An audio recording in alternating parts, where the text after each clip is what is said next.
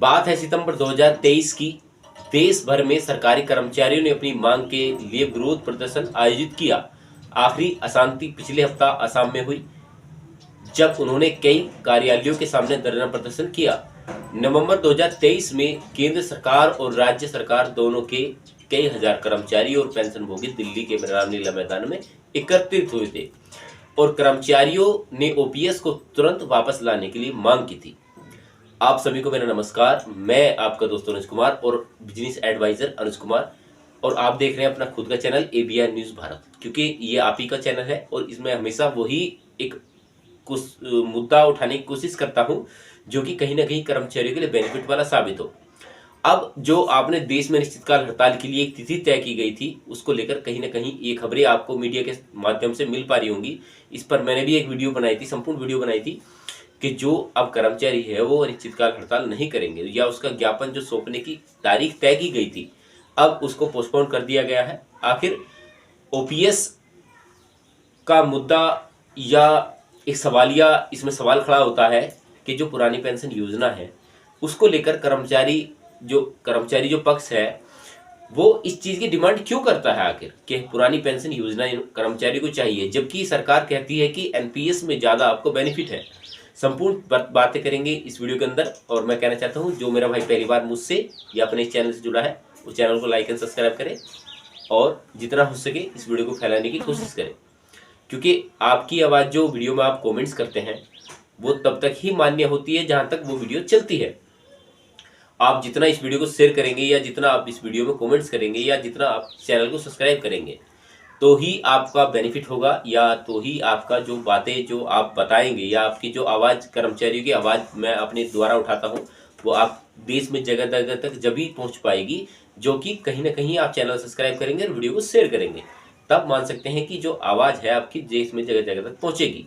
अब इस वीडियो पर संपूर्ण चर्चा करेंगे, आप वीडियो में अंत तक बने रहना, क्योंकि एक एक जो सवाल होगा वो कर्मचारी पक्ष के द्वारा ही उठाए गए सवाल हैं। सभी सवाल इसके अंदर वो उठेंगे जो कर्मचारी पक्ष के द्वारा उठाए गए हैं। National movement for old pension scheme, joint forum for restoration of old pension scheme और national joint counselling of action के अनुसार जनवरी 2004 के बाद सेवा में शामिल हुए कर्मचारी अपने पद को लेकर चिंतित हैं। सेवानिवृत्त भविष्य प्रदर्शनकारियों ने एनपीएस के तहत पेंशन फंड में योगदान के रूप से उनके मासिक वेतन से 10% की कटौती का असंतोष व्यक्त किया है। एनपीएस के तहत कर्मचारी अपने मूल वेतन का 10% योगदान करते हैं, जो सेवानिवृत्ति निधि के लिए सरकार के 14% योगदान से मेल खाता है। कर्मचारियों ने दावा किया है कि केंद्र और राज्य सरकार के पास सरकार के लिए काम करने वाले कर्मचारियों की संख्या का रिकॉर्ड तक मौजूद नहीं है, जहां सरकार किसी कर्मचारी के सेवानिवृत्ति निधि में अपने योगदान की बराबरी करने में विफल रही है। सेवा अवधि के दौरान जमा धनराशि के आधार पर पेंशन दी जाती है। एनपीएस के तहत कोई महंगाई राहत लागू नहीं है। 1950 के दशक में पेश किया गया ओपीएस किसी कर्मचारी के अंतिम अर्हंत मूल वेतन के 50% के बराबर मासिक पेंशन की गारंटी देता है। यह सेवानिवृत्ति पर महंगाई भत्ता या पिछले 10 महीने में अर्जित वेतन का औसत, जो कि अधिक अनुकूल होता है। इन सभी लाभों के लिए प्राप्त करने के लिए कर्मचारी को 10 वर्ष की सेवा पूरी करनी होगी। इस योजना के किसी कर्मचारी के योगदान की आवश्यकता नहीं है। इसके अलावा आय पर कर नहीं लगाया जाता। ओपीएस को सरकार ने 2003 में बंद कर दिया था। यह सप्ताह 1 अप्रैल 2004 से प्रभावी हुई है। ओपीएस को काफी हद तक भंग कर दिया गया है, लेकिन धीरे धीरे वापस आ रहे हैं, क्योंकि राजस्थान, छत्तीसगढ़, झारखंड, पंजाब और हिमाचल प्रदेश जैसे कई राज्यों ने इसकी घोषणा की है कि वे ओपीएस को वापस लाएंगे, और पश्चिमी बंगाल ने तो कभी भी एनपीएस लागू नहीं किया। वहां पर पहले से ही ओपीएस यानी कि पुरानी पेंशन योजना लागू है। पुरानी पेंशन योजना के प्रमुख लाभों में से मासिक पेंशन के रूप में जीवन भर स्थिर आय, सरकारी कर्मचारियों के वेतन से कटौती नहीं होगी। इस प्रकार कर्मचारियों पर बोझ कम करना और पेंशन आय पर कोई कर नहीं शामिल है। एक लाभ अन्य यह भी है कि ओपीएस में स्वैच्छिक योगदान का उपयोग सेवानिवृत्ति कोष बनाने के लिए किया जा सकता है। चलिए इसमें चर्चा करते हैं कि आखिर जो कर्मचारी वर्ग है वो एनपीएस का विरोध क्यों करते हैं, जबकि सरकार कहती है या जो प्राइवेट सेक्टर के आला अधिकारी हैं वे भी कहते हैं कि एनपीएस एक लाभकारी स्कीम है। लेकिन कर्मचारी पक्ष कहता है कि जो एनपीएस है उसमें कोई लाभ नहीं है, हमें पुरानी पेंशन योजना से ही लाभ है। तो इसमें चर्चा करते हैं कि आखिर एनपीएस है क्या, क्यों कर्मचारी वर्ग जो है इसकी चर्चाएं करते हैं कि हमें पुरानी पेंशन योजना चाहिए, एनपीएस हमारे लिए नहीं है। एनपीएस के तहत एक राज्य सरकार का कर्मचारी अपने मूल वेतन और महंगाई भत्ते का 10% योगदान करता है, जिसमें राज्य 14% का योगदान देता है। फिर पैसा पेंशन फंड नियामक और विकास प्राधिकरण द्वारा अनुमोदित कई पेंशन फंडों में से एक निवेश किया जाता है और रिटर्न बाजार से जुड़ता है, इसलिए यह रिटर्न की गारंटी नहीं देता। पर कॉर्पस का 60% कर मुक्त होता है, जबकि शेष 40% वार्षिक निवेश का योग्य होता है। राष्ट्रीय पेंशन प्रणाली को टियर और खाते में विभाजित किया गया है। टियर खाते में निवेश को सेवानिवृत्ति की आय तक नहीं निकाला जा सकता, जबकि टियर खाते में समय से पहले निकासी की अनुमति है। एनपीएस के कुछ फायदों में आयकर अधिनियम की धारा 80C1 के तहत 1.5 लाख रुपए तक का कर लाभ प्राप्त किया जा सकता है और उच्च तरलता शामिल है, क्योंकि जमा राशि को भी जब भी आवश्यकता होती है निकाला जा सकता है। अब ये जो पक्ष था इसमें मैंने दोनों तरह की बात रखी कि एनपीएस आपके लिए लाभकारी है या ओपीएस आपके लिए लाभकारी है। अब इसमें चर्चा करते हैं कि एनपीएस बनाम ओपीएस कौन अधिक लाभ प्रदान करता है, क्योंकि मैंने कहा था अभी कि सरकारी सेक्टर जो चाहता है यानी कि सरकारी कर्मचारी जो चाहते हैं वो चाहते हैं कि पुरानी पेंशन लागू हो, लेकिन जो प्राइवेट सेक्टर है वो चाहता है कि ओपीएस लागू नहीं हो, एनपीएस ही रेगुलरली चलती रहे और एनपीएस ही लाभकारी हो। एक पंक्ति में कहते हैं, कहें तो ओपीएस सरकार के लिए नुकसानदायक है, जबकि एनपीएस कर्मचारियों के लिए नुकसानदायक है। इसलिए कुछ राज्य ओपीएस में वापसी की सोच रहे हैं, जिससे आलोचक लोक लुभावन बातें कर रहे हैं। यदि लोक लुभावन वादों को एक तरफ रख दिया जाए तो दोनों पक्षों में तर्क है कि एनपीएस और ओपीएस दोनों अपने अपने लाभों के साथ साथ आते हैं। हालांकि बाद वालों में से एक बड़ी खामी है कि यह केवल सरकारी कर्मचारी को लाभ प्रदान करती है।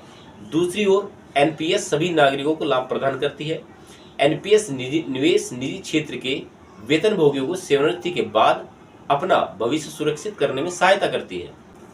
इसके अलावा एनपीएस निवेशकों को लेकर कर लाभ प्राप्त करने की अनुमति देता है। ओपीएस का एकमात्र लाभ यह है कि इसमें वेतन से कटौती की आवश्यकता नहीं होती। अगर आप सरकारी कर्मचारी नहीं हैं तो एनपीएस निवेश आपके लिए बेहतर विकल्प हो सकता है।